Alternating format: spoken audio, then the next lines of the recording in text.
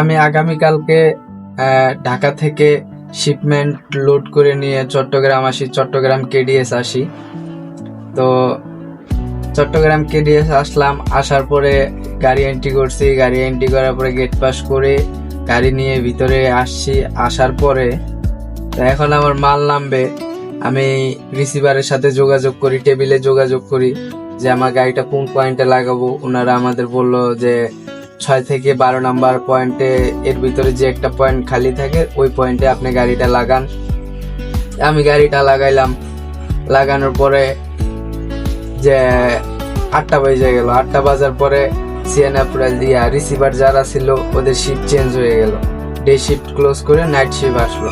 Night শিফটের যে receiver আছে ওনাদের সাথে আমি যোগাযোগ করি, ওনাদেরকে বললাম যে ভাই আমার গাড়িটা আমি তো 8টার আগে লাগাইছি, এখনো গাড়িটা খালি হয় নাই, এক। আর দ্বিতীয় হচ্ছে আপনাদের শিফট চেঞ্জ হয়েছিল।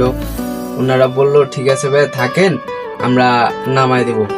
এখন নামাই দিব এই কথাটা শুধু বললো, এখন বাজে সকাল 8টা, এখনো আমার গাড়িতে হাত দেয় নাই।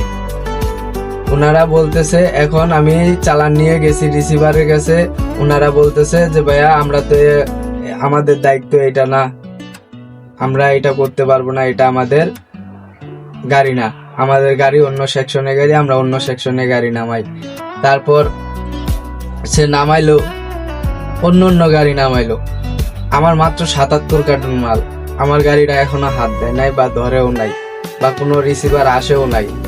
তো একটা বিষয় কি যে আসলে আমাদের বাংলাদেশে কোনো নিয়ম, কোনো আইন কারণ কিচ্ছু নাই, যা সবচাইতে দুঃখজনক। আমরা এই যে রাত্রেবেলা এত কষ্ট করে গাড়িটা নিয়ে আসি, আসার পরে এদের কাছ থেকে মানে কি বলবো, বলার কোনো ভাষা নাই। তো বলছে যে গাড়ি নামাই দিবে, কিন্তু এখনো নামাই দিল না। সবচাইতে দুঃখের বিষয় হচ্ছে যে এরা আসলে মানুষকে মানুষই মনে করে না।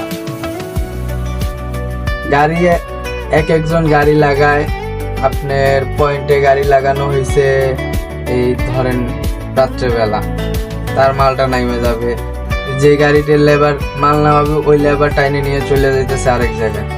তো ওই মালটা কে নামাবে, কখন নামাবে? আমরা কি অ্যাক্টিভ নিয়ে সারাদিন বসে থাকবো?